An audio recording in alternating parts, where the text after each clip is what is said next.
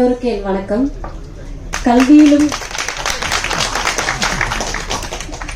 கல்வியிலும் கலையிலும் கவித்துவத்திலும் வாழ்வியலிலும் எஸ்பெஷலி மொழியிலும் சிறந்தோர்கள் இத்தனை பேர் இங்க இருக்கும்போது எனக்கு என்ன பேசுறதுன்னு சத்தியமா தெரியல. பக்குன்ற சவுண்ட் மட்டும் தான் மைண்ட்ல கேக்குது.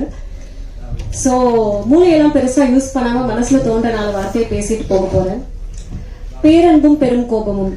இந்த கதையை சிவபிரகாஷ் சார் என்கிட்ட சொன்ன அந்த காட்சி எனக்கு நல்லாவே ஞாபகம் இருக்கு. ஆபீஸ்க்கு போனேன். சோஃபால நானு, director sir and Murugan sir அவங்க இருந்தாங்க. கதை சொல்ல ஆரம்பிச்சாங்க. கட் ஃபீலிங் சொல்லுவாங்கல்ல, அந்த மாதிரி ஏதோ ஒரு தாக்கம் இந்த கதையை எனக்குள்ள உருவாக்குச்சு. That is why I was like, சரி கொஞ்ச நாள் சாராவா வாழ்ந்து பார்ப்போம். சோ எங்க அப்பா அம்மாவுக்கு நடந்தது ஒரு கலப்பு திருமணம் தான். அச்சா மலையாளி, அம்மா தமிழ். அப்போ அம்மா சின்ன வயசுல சொன்னதெல்லாம் கேட்டு எல்லா கலப்பு திருமணங்கள்லயும் இருக்கிற மாதிரி சில மனக்கசப்புகள் எங்க அம்மாக்கும் இருந்திருக்குன்றத புரிஞ்சுக்கிட்டேன். பட் எங்க அப்பா அம்மா எனக்கு பாலூட்டி வளர்த்ததோட சேர்த்து பாரதியோட நிறைய வரிகளை படிச்சும் வளர்த்திருக்காங்க. அதுல ஒண்ணு நான் கேட்டது, ஓடி விளையாடு பாப்பா, எல்லாருக்கும் தெரிஞ்சதுதான். நீ ஓய்ந்திருக்கலாகாது பாப்பா, கூடி விளையாடு பாப்பா, ஒரு குழந்தையை வையாதே பாப்பா. இப்படி ஆரம்பிச்சு ஒழுக்கத்தை சொல்லி கொடுத்த பாரதி அப்படியே ஓர் உயிர் 2 உயிர் எல்லாரோடையும் நம்ம சேர்ந்து இருக்கணும்ன்ற மாதிரி கோழி, நாய், பசு எல்லாத்தோடயும் சேர்ந்து விளையாடணும் பாப்பான்னு சொல்லுவாரு. அதை முடிச்சு நெக்ஸ்ட் இல் மூவ் டு தாயை பற்றி பேசியிருப்பார். அதற்கு பின் தமிழை பற்றி பேசியிருப்பார். அதுக்கப்புறம் இந்தியாவை பத்தி பேசியிருப்பாரு. அப்புறம் வேதத்தை பத்தி பேசியிருப்பாரு.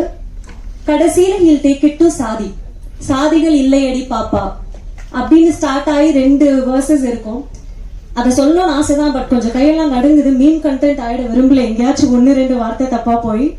சோ பார்த்து படிக்கிறதுக்கு I'm just asking all of your permission. சாதிகள் இல்லையடி பாப்பா, குலத்தாழ்ச்சி உயர்ச்சி சொல்லல் பாவம், நீதி உயர்ந்த மதி கல்வி, அன்பு நிறைய உடையவர்களே மேலோர், உயிர்களிடத்தில் அன்பு வேணும், தெய்வம் உண்மை என்று தான் அறிதல் வேணும், வைரமுடைய நெஞ்சு வேணும், இது வாழும் முறையடி பாப்பா. பாரதியின் இந்த வரிகள் என் மனசுல வளரும் போது உண்டாக்குன தாக்கத்தை பேரன்பும் பெரும் கோபமும் படம் கண்டிப்பா பாக்குறவங்க மனசுல ஏதாச்சும் ஒரு விஷயத்தை விதைக்கும். சில கேள்விகளையும் எழுப்ப வாய்ப்புகள் உண்டு. அது என்னென்னலாம் உங்க மனசுல சொல்லுதுன்றத நீங்க எங்க கிட்ட சொல்றதுக்காக ஆபீஸ் போன அப்பா திருப்பி ரிட்டர்ன் வீட்டுக்கு வரும்போது என்ன வாங்கிட்டு வருவாருன்னு காத்துட்டு இருக்க குழந்தை மாதிரி கண்டிப்பா நானும் காத்துட்டு இருப்பேன். இந்த வாய்ப்பளித்த பிரபஞ்சத்திற்கும் என் அன்னை தந்தைக்கும் என் நன்றி. அண்ட் ப்ரொடக்ஷன் ஹவுஸ் இயக்குனர் சிவபிரகாஷ் சார் சாராவா வாழறதுக்கு எனக்கு உதவி செய்தார். நான் இந்த படத்துல சாராவா இருந்ததுல நிறைய சிரிச்சேன், கொஞ்சம் அழுதேன், ரொம்ப வலி அனுபவிச்சேன். அதெல்லாம் உங்களுக்கும் ஃபீல் ஆகும்னு நம்புறேன்.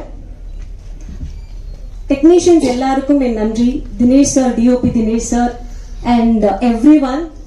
இங்க எங்க எல்லாரையும் கிரேஸ் பண்ணதுக்கு உங்க எல்லாருக்கும் ரொம்ப thank you sir. And by the way உங்க எல்லாரோட ஆசீர்வாதமும் எனக்கு தேவை. So, thank you so much. I'll see you in theater soon.